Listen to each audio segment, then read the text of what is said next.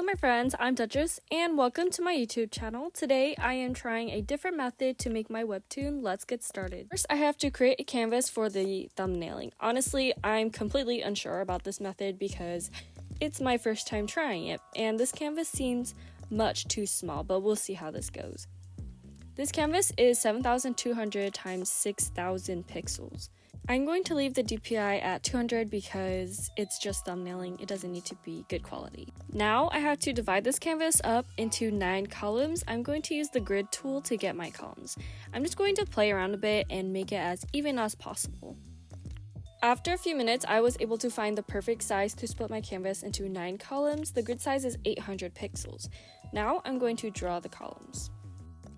Then I started the thumbnailing. For some reason, it seems right to draw it from right to left. It's up to you guys. I'm going to zoom through the process real quick. After drawing where the panels and bubbles go and adding little notes, I created a layer on top and started my guideline sketching for the background and the characters. I left this part out so it doesn't spoil the episode for my readers, but I just wanted to show you guys how I was planning it out.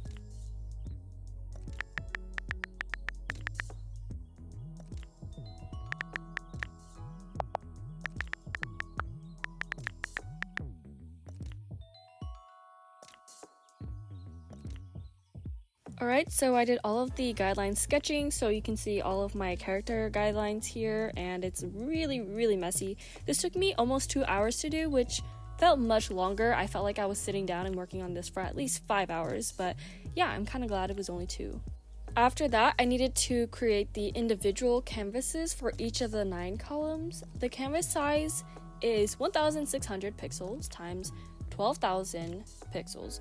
I also thought the canvas size for each column was weird because it was way larger than the size I usually use, which is the 800 times 1,200. But in the guide that I read, the author understood that the width of the canvas should be 800 pixels, which is Webtoon's dimension requirement. So I just went along with it, but it's actually 2 times larger than the required size. But it still works the same because if you divide it in half, it is still the same width. I think that this canvas size is supposed to increase the quality of the art while still fitting the Webtoon requirement. So if you have trouble with pixelation, then I think you guys could try this. Alright, I already duplicated the individual canvas 9 times for each of the 9 columns. Then I went back to the thumbnail, selected the row that I wanted to copy. I copied it and then pasted it into the other canvas, the individual canvas. Alright, so I know I went back to the part of the video, but I just wanted to show you guys it more clearly. After I pasted it, I was shocked to see that it was so small, and I thought it'd be a pain to readjust the size to the canvas, but I forgot that there was a fit to canvas button that would just adjust the size automatically for me. It decreases the quality of the thumbnail itself, but it's not too bad since it's just a rough sketch. Then I tried adding text and realized how much bigger this canvas was compared to the one I usually use. For the font, I typically use 12-point font for the larger lettering and then 6-point font for the regular speech, but I had to use 80 for the large and then 30-point font for the regular words for it to be visible. Okay, so I want to tell you guys where I got all of this random information from and why I am using this random method, right? So I was scrolling on Amazon one day and came across a Kindle book about how to make a webtoon on Procreate, which I thought was super interesting since I make videos about my webtoon and I use Procreate. So I spent a bit of money, downloaded Kindle, and read the 32-page guide to making a webtoon on Procreate.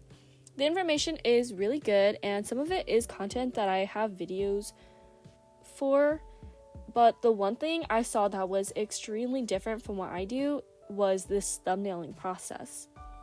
So that's why I wanted to go through this new method with you all, and then hopefully we can all learn and grow together unless you guys already use this method yourself. By the way, I included the link to the Amazon Kindle book in the description if you guys want to check it out. I didn't want to share too much information from the book, which is why I only showed you guys the cover and the table of contents because we need to support the author, so definitely go check it out if you guys are interested. Overall, I think this method is pretty nice. It lets you see like the flow of your episode more clearly because it's all on one big thumbnail. And it's not too complicated either.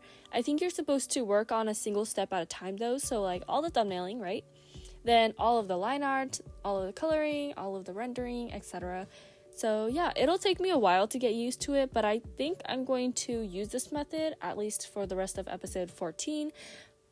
But yeah, we'll see how it goes. That is all I have for you guys this week. If you guys enjoyed this week's video or learned something new, please give it a thumbs up, subscribe, and click the notification bell to get notified. Thank you so much for watching. I hope to see you next week.